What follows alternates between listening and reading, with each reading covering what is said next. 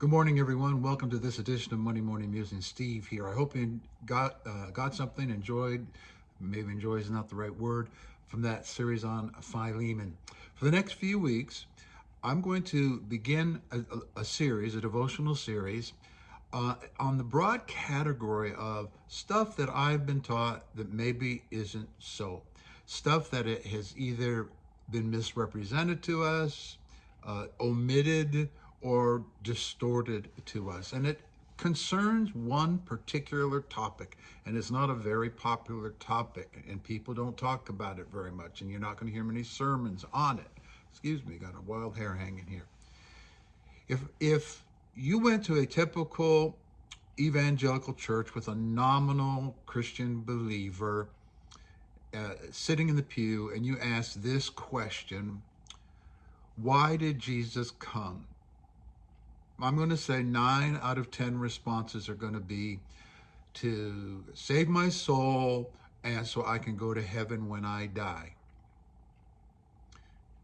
There's just one problem with that. It might be a part of a bigger picture. It is.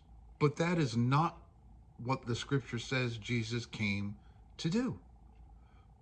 The scriptures are very open, pretty straightforward on that topic. And here's what 1 John 3:8 says. For this reason, for this cause was Jesus revealed, that he might destroy, that's the English word we're going to talk about, the works of the devil. We're going to talk about that. Well, there's nothing about getting my soul saved. Yeah, but that, the devil's going to get your soul. No, that's a projection. We're going to talk about what are the works of the devil? What is the devil? We're going to talk about that. Here's another one. I've actually done this in meetings. It's quite illustrative. So I asked folks, raise your hands if you've ever heard a sermon about the wages of sin being death. Everybody's hand goes up. And then I'll say, how many of you have heard more than one sermon on the wages of sin being death? Whole room full of hands go up. And then I ask, how many of you have heard a sermon or a message on the sting or the injection of death is sin? No hands go up. 1 Corinthians 15. Why is that? Ignorance? Malice? Or could it possibly be that to unpack some of these scriptures causes the foundations of some belief systems to come tumbling down, and the structures and institutions that are based on those institutions start to crumble, and the money that flows into those structures and institutions starts to disappear? At best, it's half a message. And in my opinion, what is preached typically every Sunday in a good old Reformation-based evangelical church is limpid, impotent, defrauding, incomplete, shallow, and any other adjective you want to think of that minimizes the depth, breadth, scope, magnitude, glory of what Jesus Christ has done for humanity.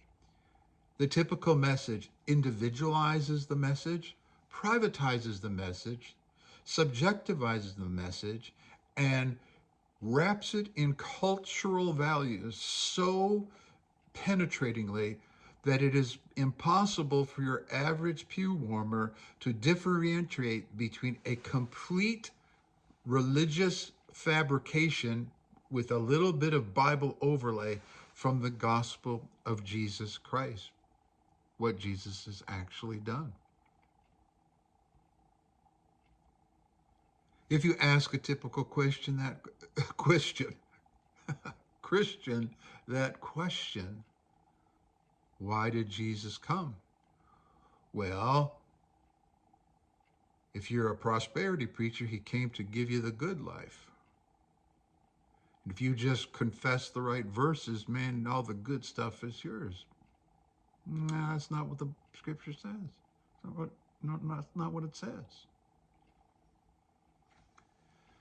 The scripture says that Jesus came, we're talking about Hebrews chapter 2, to free those for whom all their lives have been held in slavery to the fear of death.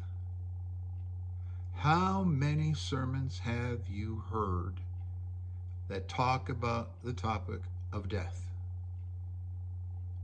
I can't think of any, other than the context of where you're going to go when you die, heaven or hell.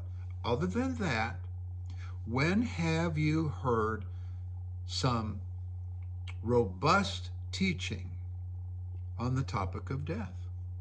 Because how you look at that, how you understand that, is going to shape your understanding of your Redeemer, his work, what the gospel is, what the gospel isn't. And it is a universal experience. At least biological, physiological death is going to happen to everybody. Unless you're an imminent rapture sort of person, which I am not. But here's the problem with that. When the scripture speaks of death, very rarely, in the minority of the time, is it speaking about literal biological decease. I'll give you an example. 1 John says this: he who does not love abides or remains in death. Well, clearly, he's talking about a living person who is under the jurisdiction in the sphere of a realm called death that has nothing to do with the passing of our mortality. So in this next series, we are going to dive into the various implications of the work that Jesus accomplished, our social and cultural responses, and the poor teaching that your average Christian receives, if any at all. So that's what this next series is going to be, and I look forward to diving into it with you. If you have any questions or thoughts, you can always shoot them into the comments, and I appreciate you taking the time to watch these little devotional videos. I'll see you the next time.